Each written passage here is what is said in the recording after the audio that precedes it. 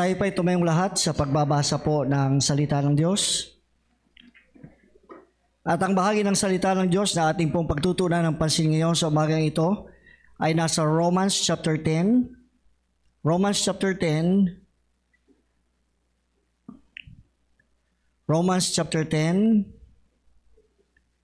Babasahin po natin po mga kapatid ang starting po sa verse 10. Umpisa natin sa verse 9. Romans chapter 10, verse 9 hanggang verse 15. At ito po ang sinasabi ng salita ng Diyos.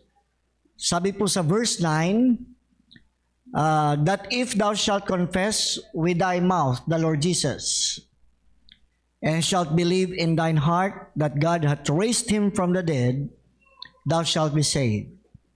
For with the heart man believeth unto righteousness, and with the mouth confession is made unto salvation. For the scripture saith, whosoever believeth on him shall not be ashamed. For there is no difference between the Jew and the Greek, for the same Lord over all is rich unto all that call upon him. For whosoever shall call upon the name of the Lord shall be saved. Verse 14, how then shall they call on him in whom they have not believed? And how shall they believe in him of whom they have not heard? And how shall they hear without a preacher? Verse 15, and how shall they preach except they be sent? As it is written, how beautiful are the feet of them that preach the gospel of peace and bring glad tidings of good things. This is the word of the Lord. Tayo po ay manalangin. O Lord God, our gracious and heavenly Father, sa harapan po namin, Panginoong Diyos, sa iyong salita. At kami po, O Diyos, ay humihiling ng panguna at pagpatnubay niyo po na maunawaan po namin ang iyong salita, Panginoon, because it is there. Dito po namin matatagpuan, Panginoong Diyos, ang turo kung sino ka at anong ginawa mo sa amin, at Panginoon, ang nais niyo po, ang kalooban niyo po sa aming pong mga buhay. Ito po ang aming dalangin sa pangalan ng Panginoong Hesus. Amen. You may be seated po. Ang salita na ito ng Panginoon ay napakahalaga po sa lahat po sa atin.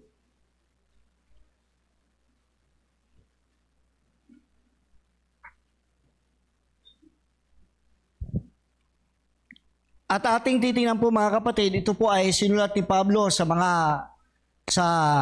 church sa Rome, sa mga mananampalataya sa Rome. Na kung saan siya po ay actually he's aiming po papunta dun sa Spain to bring this gospel to the Gentiles there.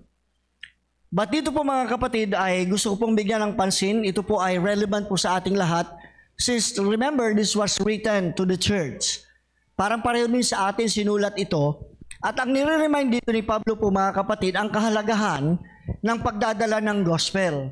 Ito po ang binibigyan ng pagpapahalaga dito ni Paul na tayo po bilang mga mananampalataya, kung ikaw po ay nakakilala sa Panginoon, you are saved, ay inaasahan po ng Panginoong Diyos na kung ikaw ay nakamtan mo ang kaligtasan na nanggagaling sa Panginoong Jesucristo, dito po ine-emphasize niya na lahat po tayo, lahat ng members, lahat po ng believers, ay binibigyan po ng command dito mga kapatid upang tayo po ay inaasahan ng Diyos na abutin din po natin ang ating po mga tao sa paligid po natin ng gospel. And so, pag tinignan niyo po mga kapatid sa verse 15, dito po tayo magpo-focus. Sabi dito, and how shall they preach except they be sent? As it is written, how beautiful are the feet of them that preach the gospel of peace and bring glad tidings of good things.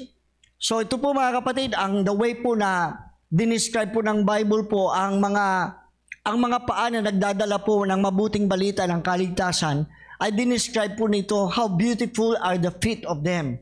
Sa pananaw ng Panginoong Diyos, nalulugod ang Panginoon sa mga paa na lumalakad na kung saan dala-dala nito ang Ebanghelyo.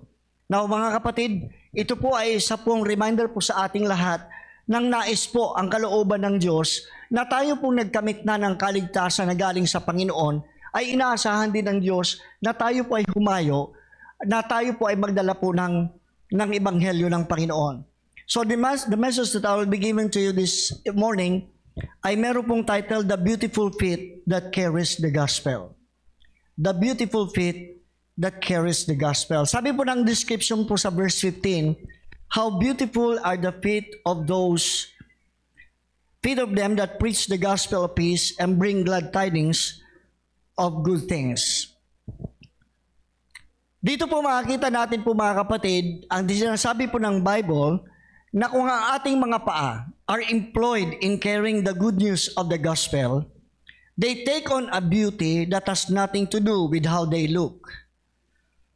So mga kapatid, ang maaari pong natin tanungin sa ating mga sarili, kumusta po ang ating po mga feet na pinagkatiwala ng Panginoong Diyos na magdala po ng gospel?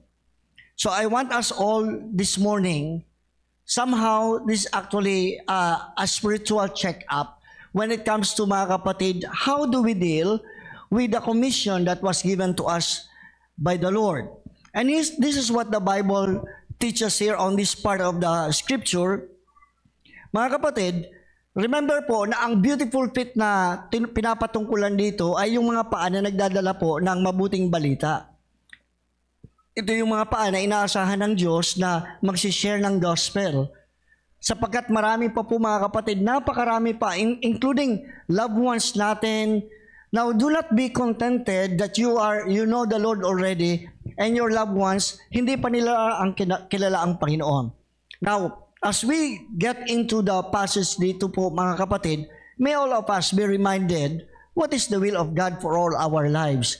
Ang inaasahan ba ng Diyos sa ating mga buhay na magdala ng gospel sa iba ay nakikita na ba sa atin ng Panginoon? Kung hindi man, mga kapatid, ito po ay nagsisilbi pong paalala at encouragement po sa ating pong lahat. Ano po mga kapatid ang mga characteristics ng beautiful feet that carries the gospel? Una po mga kapatid, gusto ko po ipinapakita sa atin dito ng mga talata, ano ang nagmo-motivate sa feet that brings the gospel? Ano nagmo-motivate? Pangalawa po mga kapatid, what moves those beautiful feet? Anong nagmo-move doon? Now yan po ay nakasulat po dito sa bahagi na ito ng salita ng Panginoon. And then thirdly, what makes beautiful feet? Mga minamahal, una po mga kapatid, ano nagmo-motivate sa beautiful feet? Or ito po yung mga paa na nagdadala ng gospel. Una po mga minamahal, linawin po natin mo mga kapatid. Napaka-specific po dito ng kanyang dinadala. Ang specific po na dinadala niya, yung gospel of peace. Bakit po tinawag po ito mga kapatid na gospel of peace? Sapagkat po mga kapatid, sapagkat sa kalagayan po ng lahat ng tao, di ba malinaw na sinabi sa Romans chapter 3, verse 23, that all have sinned, lahat ng tao ay nagkasala at hindi makaabot sa kalwalhatian ng Diyos. Now, pagdating po sa Romans chapter 5, ay binanggit din po ang kalagayan po natin po lahat bilang mga makasalanan. Ano ang kalagayan natin po, ang kondisyon natin sa harapan ng Panginoong Diyos? Kung tayo nga ay nagkasala, hindi lang po tayo sabi doon na lahat ay nagkasala, kundi ang resulta po ng kasalanan ay hindi po tayo nakaabot sa kalwalhatian po ng Panginoong Diyos. Now, why is it that ang dala-dala po na tinawag dito ni Pablo is the gospel of peace? Alam niyo po ba ang isang resulta pa ng kasalanan? Now listen this very well. Kahit po ang mga tao ay relihiyoso, kahit ang mga tao ay nagsasa Diyos, hanggat hindi mo nakikita po mga kapatid ang kahalagahan ng tinawag na ito ni Pablo na the gospel of peace. Why did he call it the gospel of peace? Alam niyo po, sapagkat po sa kalagayan nating bilang mga makasalanan, sabi po ng Romans chapter 5 verse 10, ang resulta po niyan, tayo po ay kaaway ng Diyos. Look at verse 10 ng Romans chapter 5. For if when we were enemies. So, bakit po naging enemies tayo ng Diyos? Because God is holy. At tayo po mga kapatid ay makasalanan. Hindi po pwede magkasama ang holiness ng Diyos at ang sinfulness ng tao. It could never happen. And God hates unholiness. God hates unrighteousness. Hindi po kailanman. Sa katunayan po mga kapatid, kaya meron pong tinawag na gospel of peace, sapagkat sa tanging paraan na ito, ang tao po ay magkakamit ng peace with God. Sabi po dito sa Romans chapter 5 verse 10, for if when we were enemies, we were reconciled to God by the death of His Son. So, anong nag-move sa beautiful faith? Number one po mga kapatid, if we would be encouraged to bring the gospel to them, which was actually, tinawag nga dito yung beautiful faith, ano ang dapat mag-motivate sa atin? Una po mga kapatid, tingnan po niyo sa verse 13, for whosoever shall call upon the name of the Lord shall be saved. Now, what motivates all of us mga kapatid, una po is this great promise. Ito pong pangako. Now remember, listen very well. This message is for all of us. Sa lahat po ng mananampalataya, sa atin lahat ito, nadalhin po natin ang mabuting balita ng kaligtasan. At sa atin naman mga bisita po ngayon mga kaibigan, nandito po kayo upang ihatid namin sa iyo ang mabuting balita na ito na kailangan po ng lahat. Lalong-lalo na kung hindi mo pa nakikilala ang Panginoong Jesucristo bilang iyong Panginoon at tagapagligtas. Sapagkat binabanggit po dito, ang word na kaligtasan, sabi dito sa verse 13, for whosoever shall call upon the name of the Lord shall be saved. So una po makikita niyo po ang pangako na ito. Kung ikaw po ay tumawag sa pangalan ng Panginoon. Now, look at this. Ang gospel po ay hindi religion. Hindi po relihiyon ang dadalhin natin sa tao. Maging po sa mga kaibigan natin ngayon na naimbitahan dito sa church, hindi po ang religion ang ino-offer sa inyo. Kundi ang ino-offer po dito is this great promise. For whosoever shall call upon the name of the Lord, ay siya po magliligtas sa atin. So maaring meron tayong relihiyon, maaring ikaw ay Katoliko, Presbyterian, Baptist, Iglesia ni Cristo, may relihiyon ka, hindi po yan ang magsisave. But if you call upon the name of the Lord, that's the promise. You call upon the name of the Lord, you will be saved. So, ang nag-motivate po sa atin dapat, why should we bring the gospel of peace? Una po is this great promise of God.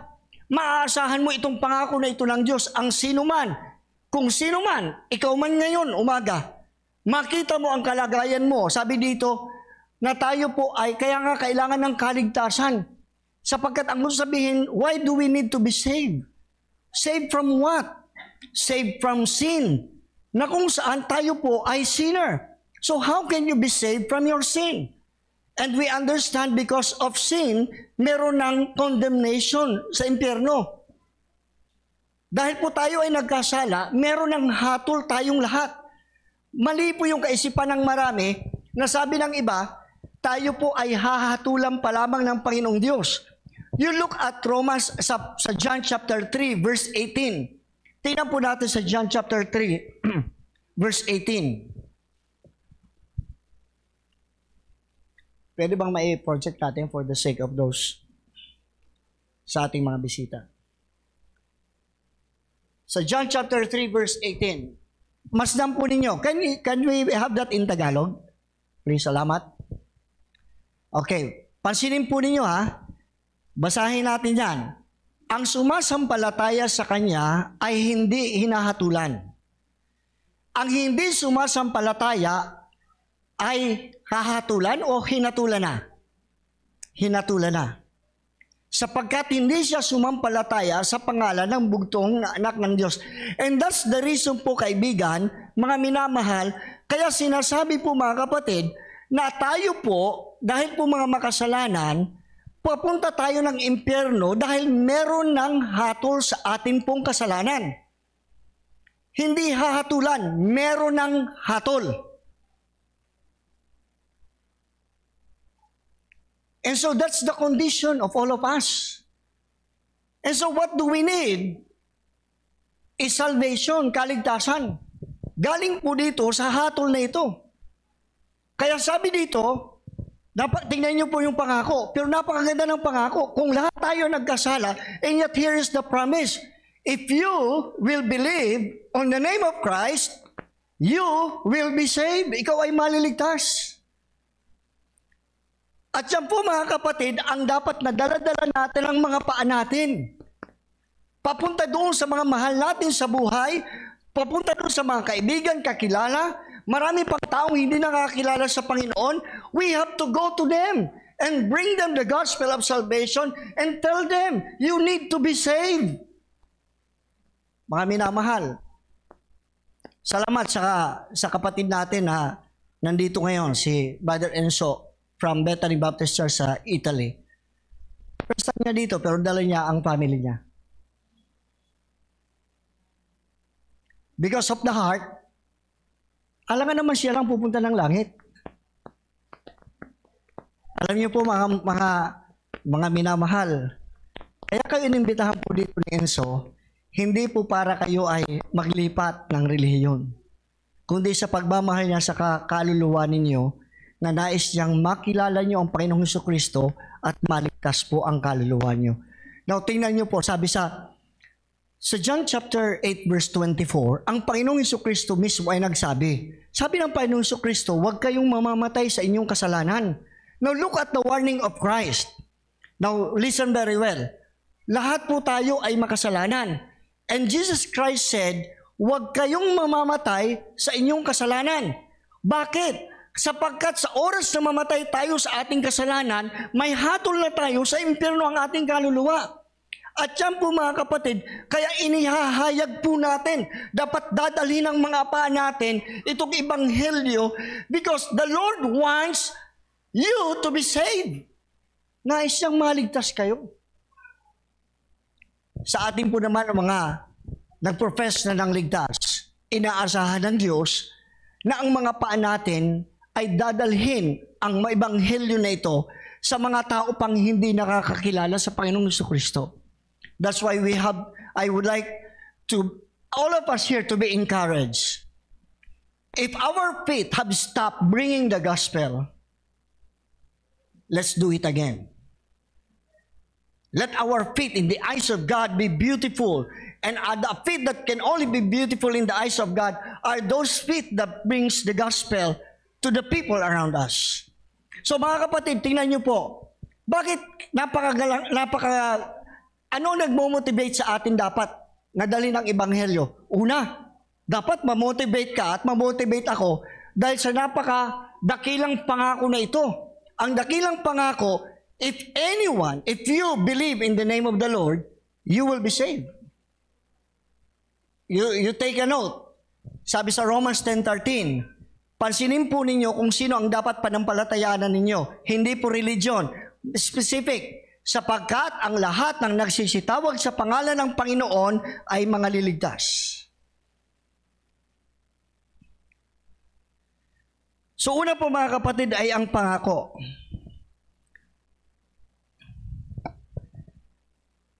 Now, as you take a look at this, sa mas malalim na consideration ng salita na ito, maaari tayong magtanong na sabi, di ba ang Bible ay nagtuturo both the sovereignty of God in election and also whosoever.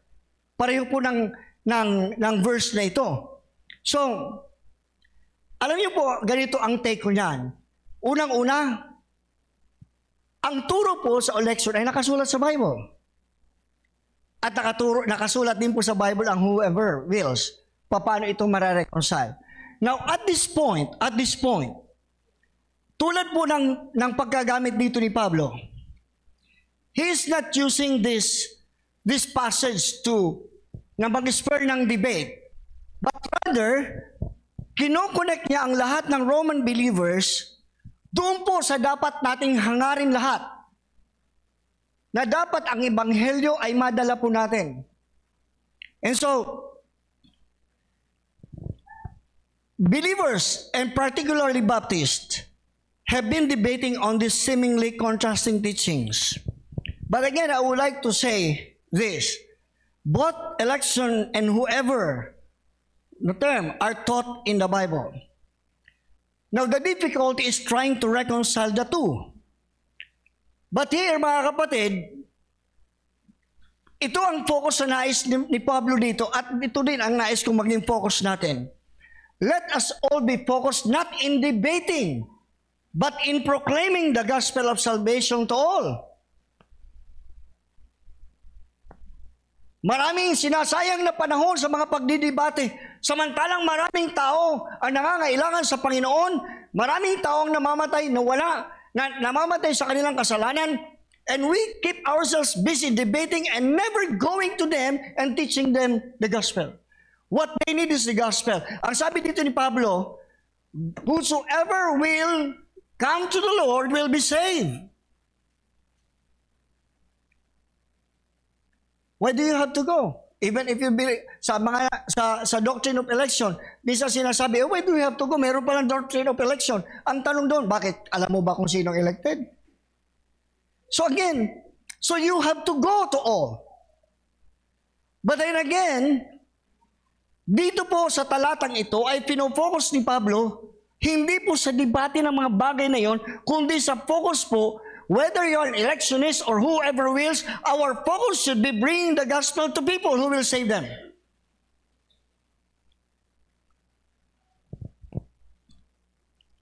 So, muna po mga kapatid, you look at the great promise. Whosoever shall call upon the name of the Lord shall be saved. Again, saved from what? Saved from sin. Saved from hell. Saved from condemnation before God. Saved from separation from God. Pangalawa po mga kapatid na motivation natin, hindi lang yung great promise, kundi pangalawa yung great person of Jesus Christ. Look again at verse 13. For whosoever shall call upon the name of the Lord. Why should we be motivated to bring the gospel to others? Because sa pangako po na ang sino mang manampalataya ay maliligtas. Pangalawa po mga kapatid, because of the great person, si Jesus Christ. Because of Christ, wala nang iba pong makapagliligtas, kundi ang tanging ang Panginoong Jesucristo. Kaya nga sabi ni Jesus Christ sa John chapter 14 verse 6, I am the way, the truth, and the life. Walang makakaparoon sa Ama kung hindi dahil sa akin. So sabi dito, whosoever shall believe on the name of the Lord shall be saved. Now please understand na yung thought dito ni Pablo is to call on His name is to call on who He is.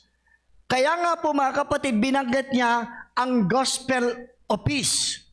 We must understand who Christ is, ano ang kanyang ginawa, so that you can call upon Him para ikaw ay maligtas. Binanggit niya sa verse 15, ang gospel of peace. Ang gospel of peace ay yung pong ginawa ng Panginoong Jesucristo. Tingnan po natin sa 1 Corinthians chapter 15, verses 1 to 4. 1 Corinthians 15 verses 1 to 4.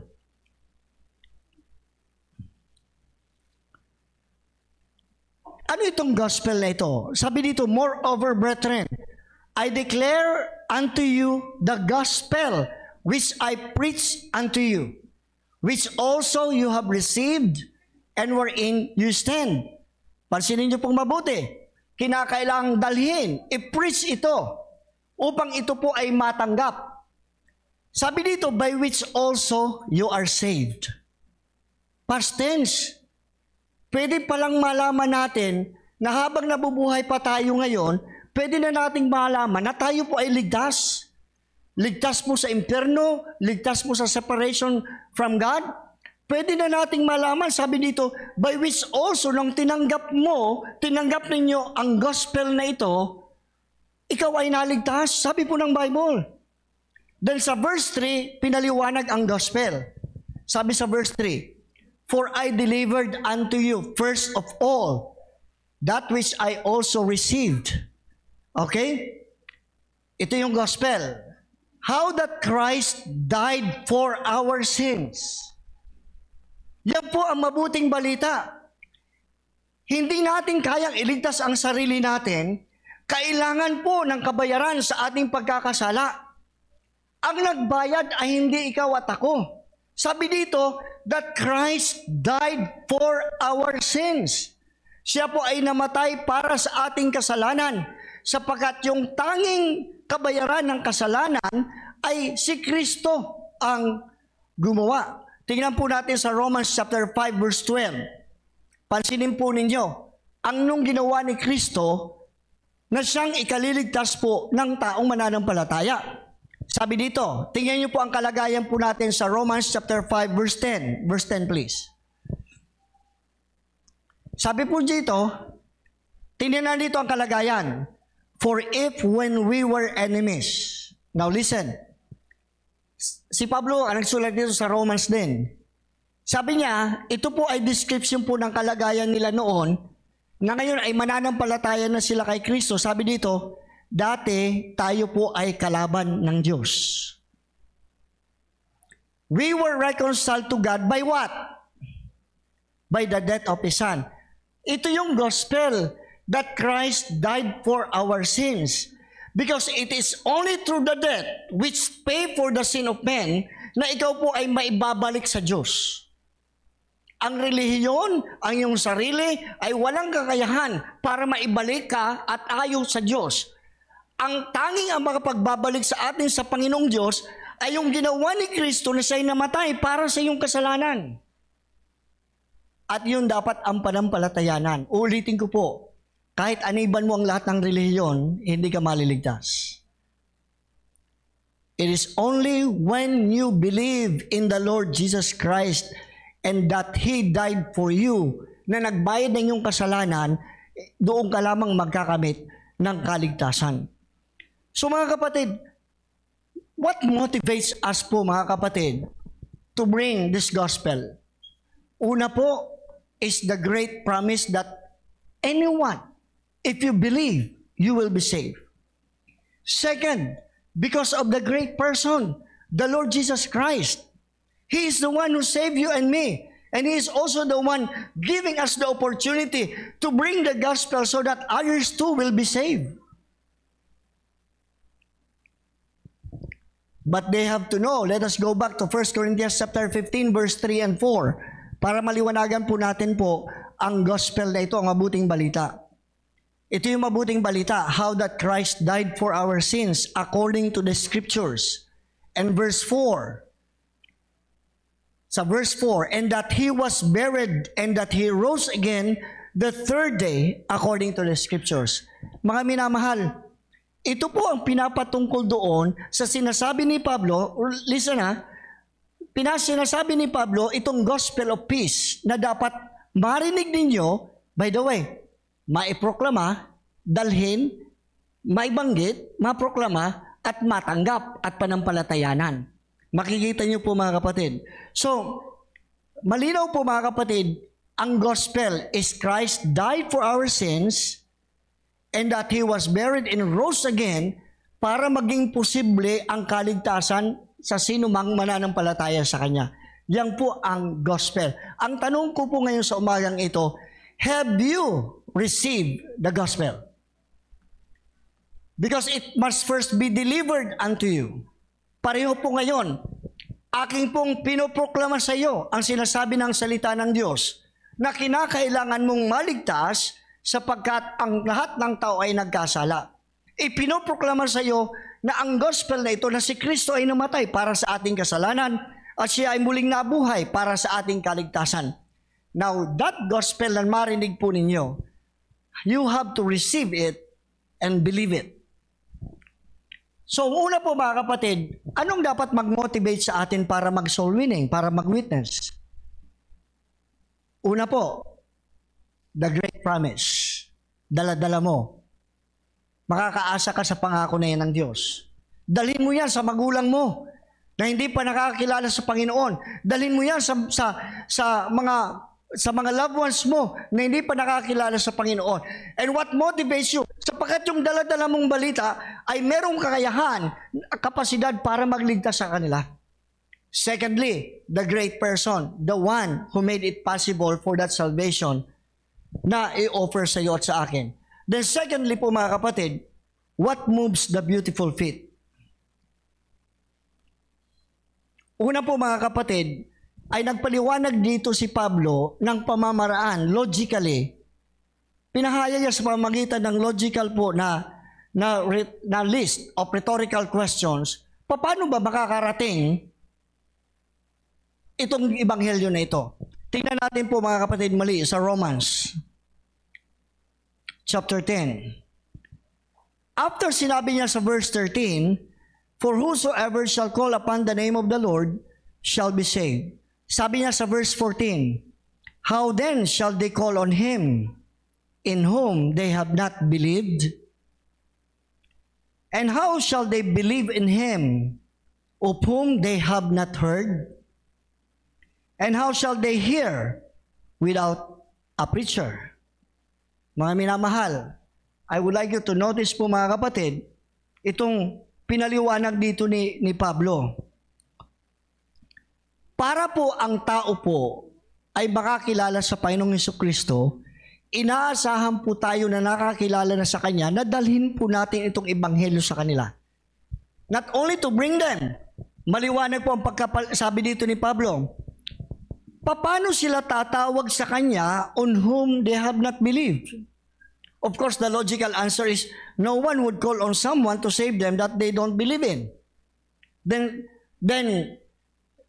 pangalawa po na question, how shall they believe in Him of whom they have not heard? I would like you to notice po mga kapatid, hindi po nangangahulugan, okay, Christians tayo. Napakaganda po, sabi ng Panginoon, let your light so shine before men. But it doesn't end there. That they may see your good works and glorify your Father which is in heaven. But the gospel, not only you will bring it to them, but you will proclaim it to them. If you don't proclaim it to them, they will never hear. And that's the problem of many of us Christians. We may be living good lives, but as long as we don't witness to them, as long as we don't share the gospel to them, we are not doing this, what the beautiful feet should be doing. Hindi lang po enough po mga kapatid na nakikita nila ikaw at ako, uy, mabait si sir, mabait si ma'am, mabait itong kaibigan ko. Iba talaga ang mga born again Christian. They need to hear the gospel. So we have to bring to them the gospel at i-share sa kanila ang gospel na ito. Nakita niyo po mga kapatid? So hindi po nakakahulugan. Nasabi, ay pastor kasi silent witness ako. There is no such thing as silent witness. The Bible says you have to bring and then you have to proclaim so that they will hear. The gospel should be heard, and it could never be heard unless there is someone who will tell them. So let us not just be contented na sasabihin po natin, ay nandito naman ako sa lugar ko na ito, mabuti nakikita nila ang pagkakaiba ko, that's good. But look at the logic that Paul is trying to give to us. They have to hear. And how can they hear if you will not proclaim? Kaya po na, mga kapatid, ang soul winning, ang witnessing ay napakahalaga because it is the way to preach the gospel. It is the way to proclaim the gospel. We have to tell them the gospel because if they could not hear, how can they believe? Ito po mga kapatid. So we have to share the gospel. So ginamit po ni Pablo mga kapatid, ang logical approach so that we will try to see ang pamamaraan dapat ng beautiful feet. Ulitin ko po mga kapatid. The only way for us to have beautiful faith is to go bringing the gospel, but that is not enough. You have to share the gospel. You have to tell them the gospel. And pangalawa po mga kapatid, what moves the beautiful faith? Not only itong question na ito na rhetorical, na parang pinapasagot ni Pablo, makakarating ba yan sa kanila kung hindi ka pupunta? Tatawag ba sila at mananampalataya kung hindi mo naman sasabihin sa kanila?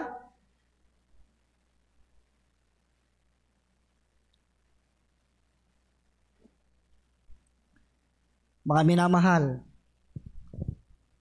kung mga sa nakaraan ay nakaligtaan natin ito, let this message be a message coming from the Bible that says, don't be silent anymore. Let your feet be beautiful feet. Let us once again carry the gospel with our feet, with our hearts and our mouth ready to preach to them, to proclaim, to share the gospel to them. How shall they preach except they be sent?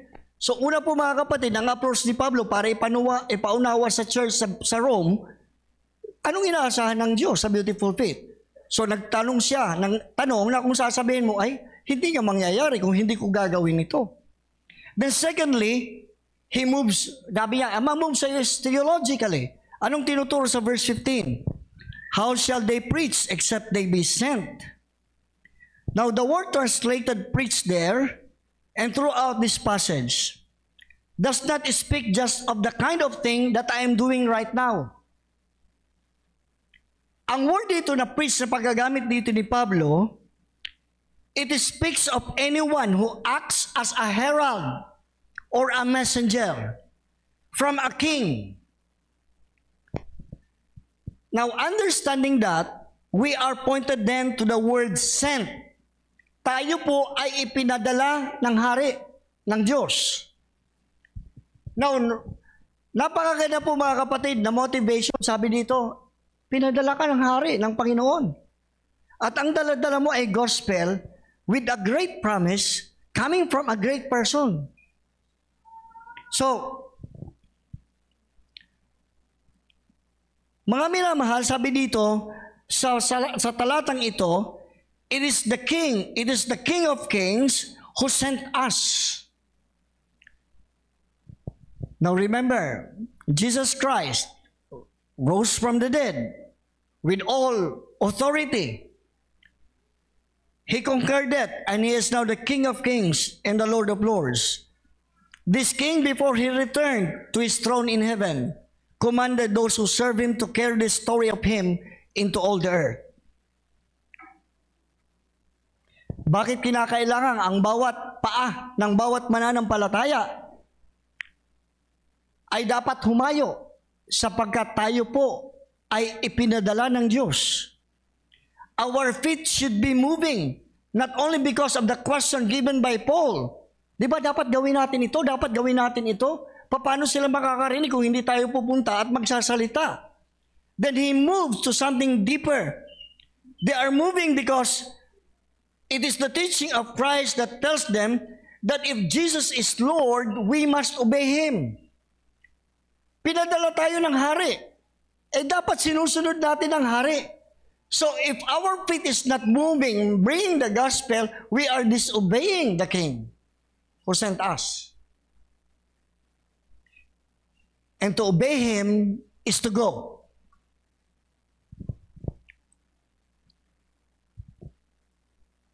Jesus has sent us. Beautiful feet are moved by a call from Jesus, our Lord, and they are on the move because of that call. So mga kapatid, tingnan niyo po, ano na dapat mag-move sa atin ngayon sa pagdala ng gospel? Una po, ang sinabi dito, basahin niyo po yung mga questions dito. Paano sila makakapanampalataya kung hindi sila makaririnig? At paano sila makaririnig kung wala namang magsasabi sa kanila? So pag tinignan niyo pong mabuti, sinasabi dito, the Lord needs you and me. And then lastly po mga kapatid, brings us to what Paul is trying to explain, what makes a beautiful feet. Now remember, again, the beautiful feet, ang beauty dito ng mga paa na tinatawag dito ay connected po sa pagdadala ng gospel. First of all, mga kapatid, what makes the beautiful feet? Una po, the way they approach. how beautiful are the feet of them that preach the gospel.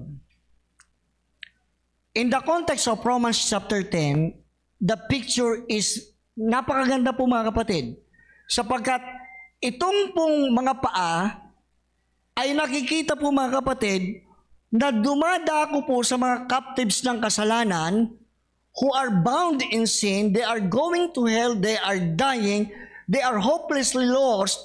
That's why ito pong feet na ito, what makes the beautiful feet, sapagkat ang kanilang po na approach. Now, parang nakakita ka ng you are in an emergency, you need help. And here comes somebody running towards you.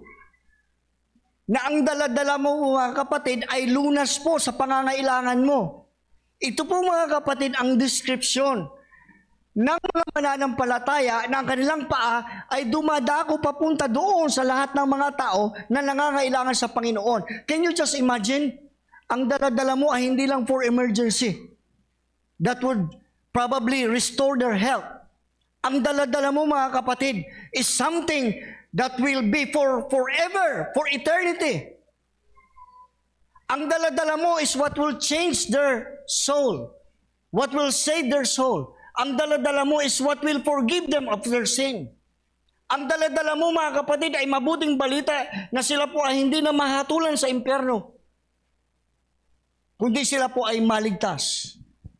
So, kaya sinabi dito, how beautiful are the feet of them that preach the gospel. Dito po mga kapatid, ang dinidescribe dito ay, we are just like ambassadors. And we run to those who need the salvation of the Lord. Ito po mga kapatid, ang way ng approach. And then, not only the way of approach, what makes the beautiful feet, but the word they announce. Ang word that they announce is they preach the gospel of peace and bring good news of good things are beautiful. Alam niyo po mga kapatid, ang dala-dala natin, ang word na ina-announce natin. At ito yung ina-announce natin palagi na kailangan ng maraming tao. Ano yung dala-dala natin? For God so loved the world that He gave His only begotten Son. Yun ang dala-dala natin, that anyone who believes in Him will not perish, but have everlasting life. And then sa John chapter 3 verse 17, sabi po doon, na siya po ay pumunta rito not to condemn you, but that the world through Him might be saved. At mga kaibigan, sa ating mga bisita po ngayon, what we are preaching to you this morning is what the Bible is teaching, the gospel. Hindi po relihiyon ang dinadala po namin sa inyo mga kaibigan, kundi ang mabuting balita na si Kristo ay namatay para sa iyong kasalanan at siya ay muling nabuhay para sa inyong pong kaligtasan. But you have not only to hear it, you have to receive it. You have to call on the name of the Lord para ikaw po ay maligtas. You have to believe in the name of the Lord para ikaw po ay maligtas. Sa atin naman po mga kapatid, let us not be contented that our feet are just planted where it is there. Then it goes home, goes to our places of work. And yet those feet are never used by the Lord. Never seen by the Lord being used bringing the gospel. When was the last time that your feet are used to bring the gospel of peace? Mga minamahal, let this be an encouragement to all of us. Let us make use then of the feet that God has given us to bring the gospel of peace to those people who are in need of Christ. Mga kaibigan, tinitingnan tayo ng Panginoong Diyos. Halos lahat po ng ating mga paa, nakapako lang doon sa mga lugar na panlalaspuntahan po natin. Bakit hindi natin isabay, dalhin po ang ebanghelyo sa paghayo po natin? Mga kaibigan, mga minamahal, nakalimot na siguro tayo. Pero inaasahan tayo ng Panginoong Diyos, inutusan tayo, pinadala tayo ng hari, dala-dala natin dapat ang gospel na ito. Pangalawa po mga kapatid, why do you have to go? Kailangan nila ng kaligtasan. Kailangan nila po ng makaligtas sa impyerno. And they need us. Because Christ sent us. And we have to go. Nadala-dala po natin. Let us not just be satisfied. Sumasamba tayo dito.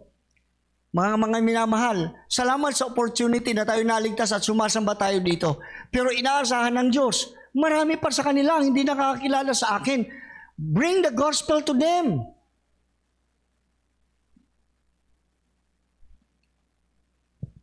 May the words of the Lord not fall again on deaf ears. I know everyone have listened.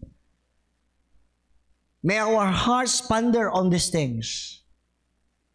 Inaasahan tayo, pinadala tayo ng Diyos na dalhin na ang gospel na ito. Kumusta mga kapatid ang inyong pong mga paa? Kung ito po ay titingnan ng Panginoong Diyos, makikita kaya ng Panginoong Diyos ang mga paa mo ay nagdala ng ebanghelyo sa iba? Let our feet carry the good news of the gospel. Let me encourage all of us here, mga minamahal. Let us once again use our feet that God has given us to bring the gospel of peace to those who are around us. All heads bowed, please, all eyes closed. Lahat ng ulo na kayo ko, lahat ng mata nakapikit.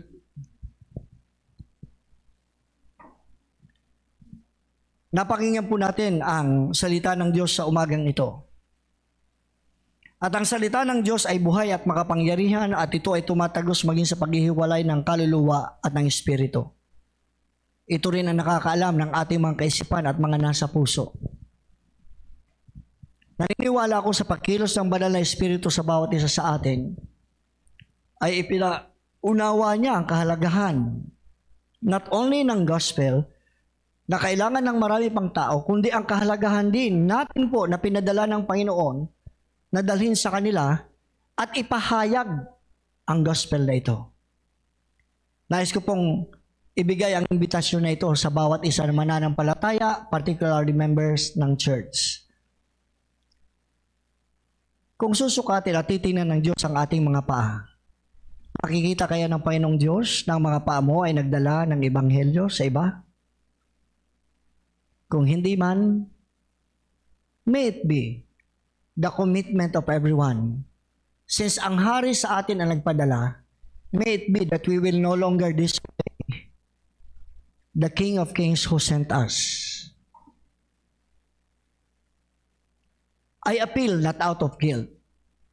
I appeal out of the encouragement coming from the Word of God, which was used by Paul, encouraging the Roman believers. Let your feet carry the gospel of peace. And let it be so also, mga kapatid, na naway maging determined tayo ng mga paa natin ay gamitin natin para magdala ng ebanghelyo at ipahayag po ito sa iba pa. Ano ang response mo dyan, kaibigan, kapatid? How's your feet? Can God see it and consider that as beautiful? Kapatid, it's about time for all of us. Let's take our feet and be used to bring the gospel to others. And then preach to them the gospel of peace. Sa mga kaibigan po natin, mga bisita natin sa umagang ito, ang magagawa lamang po namin ay ihayag po sa inyo ang ebanghelyo ng kaligtasan. Sapagkat kinakailangan po maligtas ang bawat tao. Ang gusto sabihin ng kaligtasan, maligtas sa kasalanan, maligtas sa impyerno dahil sa kasalanan.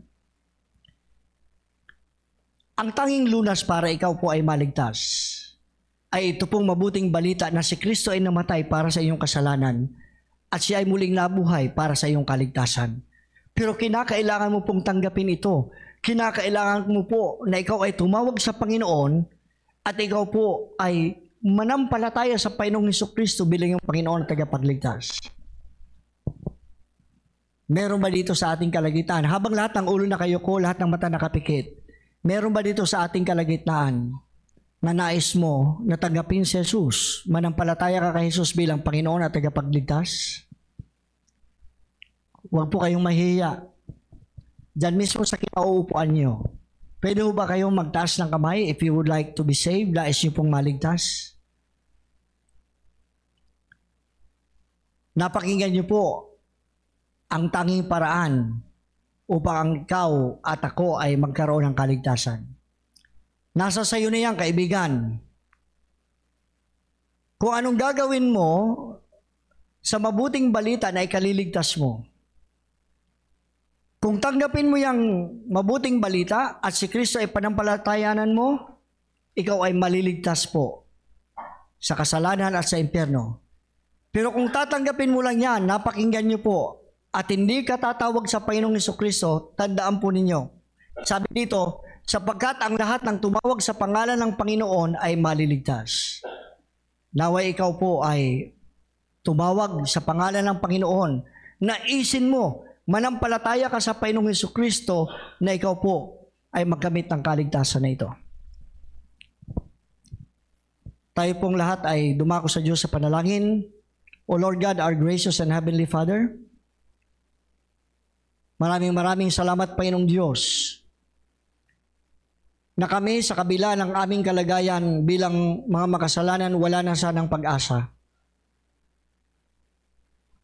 Ikaw ang gumawa ng kapamaraanan, Panginoon, para abutin kami ng iyong biyaya, ng iyong pag-ibig at kahabagan. Kinakailangan mo pa, Panginoong Diyos, na ikaw ang magbayad ng aming mga pagkakasala sapagkat walang makapagbabayad nito. Salamat, Panginoong Jesucristo, na ikaw po ay pumunta rito sa lupa. Na ang layunin mo po, Panginoong Diyos, ay maghirap at mamatay para lang mabayaran ang aming pagkakasala. At ikaw ay muling nabuhay para sa offer mo ng kaligtasan.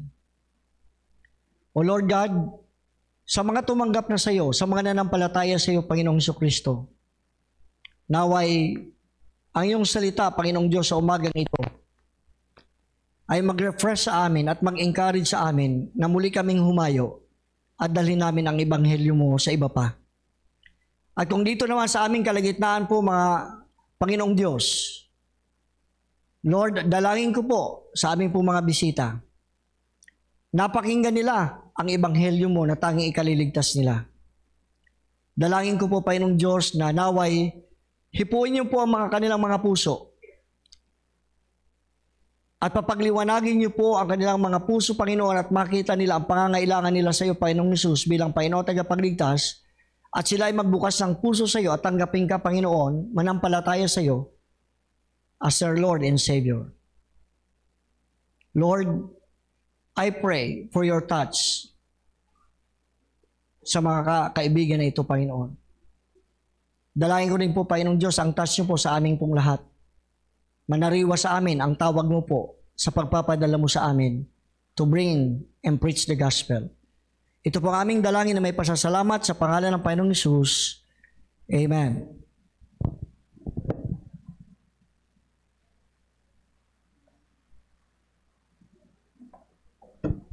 Alright, thank you po, Pastor, for the faithful exhortation and reminder galing sa salita ng Diyos. And so, tayo pa dadako sa isa sa malagang parte ng ating pananambahan, ating pong pagbibigay ng tithes and offering. And may request our ushers please to come. Brother Ronald, please. Brother Alan.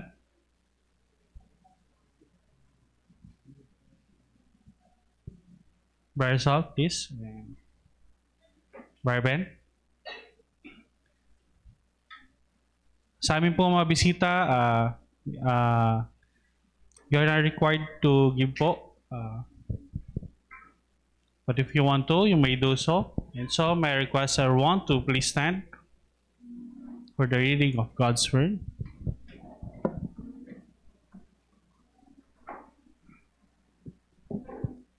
Let's open our Bible at the book of Luke. Luke chapter 6, verse 38. Look. Give, and it shall be given unto you. Good measure, pressed down, and shaken together, and running over, shall men give into your bosom. For with the same measure that ye meet withal, it shall be measured to you again. This is the word of the Lord.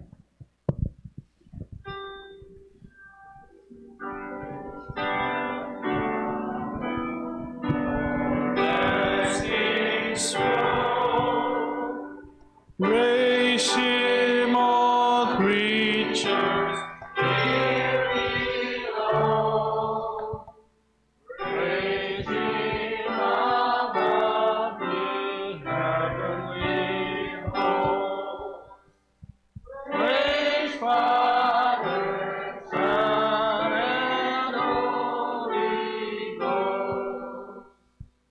Amen. Manalangin po tayo.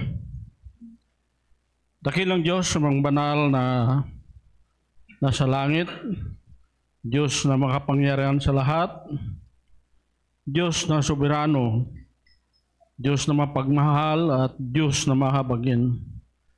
Nagpapasalamat kami, Panginoon, sa pribilehiyong ito na binigay mo sa amin, na tinipon mo kami dito sa bahay-sambahan, Panginoon, upang patuloy kang luwalhatiin, Panginoon, at purihin. Papasalamat kami sa iyong salita naming napakinggan ngayong umagang ito. Lord, dalangin namin na tulungan mo kami, Panginoon, na masunod ang hamon, Panginoon, na ipahayag ang iyong magandang balita ng kaligtasan, Panginoon, doon sa mga tao na hindi pa nakakilala sa iyo, Panginoon. Salamat din sa pribilehyo ng pagbibigay, Panginoon, na acknowledge namin, Panginoon, na lahat ng meron kami ay nanggagaling sa iyo, Panginoon. At kaya kami nagbibigay, Panginoon, dahil yun ay utos mo, Panginoon, upang magamit ito para sa ikalaganap na yung gawain, Panginoon, dito sa Bicol Bible Baptist Church. Lord, nadalangin namin ang pagpalain mo ang aming pinagkukuhanan, yung aming mga hanap buhay, Panginoon, aming mga negosyo. Dalangin namin, Panginoon, na patuloy mong hamunin, Panginoon, ng bawat isa na maging masunurin, Panginoon, sa iyong kalooban na magbibigay, Panginoon. Ito ang aming dalangin sa pangalan ng aming mananakop at tagapagligtas na si Kristo Jesus. Amen.